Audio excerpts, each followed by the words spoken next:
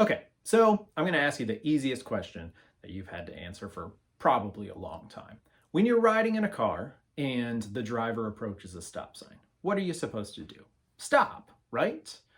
That's crystal clear. That sign is big, it's red, it's a big old signpost that tells you you need to stop now. Now, when you're reading, there are also signposts, big red flags that say you should stop and think about what you're reading. Now, we'll get into what the specific signposts are in the near future, but in order to get to the point where we're able to recognize them, we want to be asking three questions of ourselves whenever we read nonfiction. What surprised me? What did the author think I already knew? And what challenged, changed, or confirmed what I knew? The first one has to do with surprises. When you're reading something and something jumps out that just seems shocking or unbelievable, ask yourself this big question.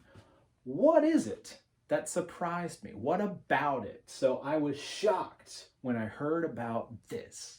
I was surprised when the author told me that. I never thought that this particular fact was possible. So I'm going to show you in an article what this would look like. And this is the beginning of the article, Hard at Work, from Time for Kids. So I'm going to read the first two paragraphs here, and I want to be looking for things that surprise me. I don't just want to start reading just to read. I want to be on a mission for something. I want to be surprised. 10-year-old Wilbur Carreno is less than 4 feet tall and weighs only 50 pounds. He is small for his age. That's exactly what makes him good at his job. Wilbur spends his afternoons climbing banana trees 4 times his height. He expertly ties the heavy stalks of bananas so the trees won't drop from the weight of the fruit. I've been working since I was 8, he told TFK. I finish school at noon and then go to the field. Wow. So there's some surprises here. And what surprised me the most about these first two paragraphs was exactly this. I've been working since I was 8. So I'm going to highlight that. And not only do I just want to highlight it, I want to take one of those sentence starters on the right here for our big question. And I want to say this. I am shocked by this because it is illegal. I've never seen an 8-year-old doing that type of hard labor. That's illegal in this country. I know that. That's something that's very surprising. Let's continue a little bit. In Wilbur's country of Ecuador, 1 in every 4 children is working. An estimated 69,000 kids toil away on the vast banana plantations along the country's coast. Ecuador is the world's largest banana exporter. Kids working in the industry are exposed to harmful chemicals, pull loads twice their weight, and use sharp, heavy knives. Wow, again, I could probably highlight this entire paragraph. Now, I now realize that we're talking about a different country. So I'm thinking to myself, okay, maybe it's not illegal here, but this is really wrong. This is bad. Because let's think about William's age. He's 8 years old. So when I get to here, I get really surprised by this. He's pulling loads twice his weight. He's using sharp, heavy knives. So here's what I'm going to say in response.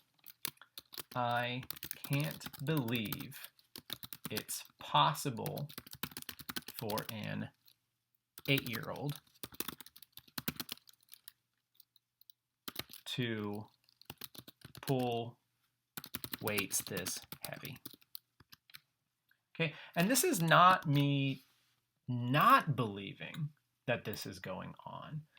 It's just more of a, wow, I never thought about that. I wouldn't even think that that would be possible.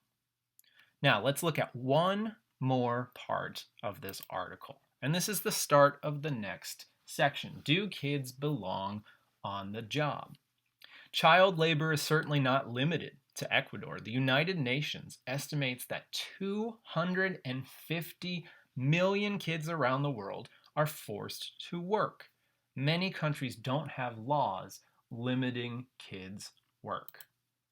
Clearly, the most shocking part, the biggest surprise here to me, is 250 million kids around the world are forced to work. Really? 250 million kids around the world?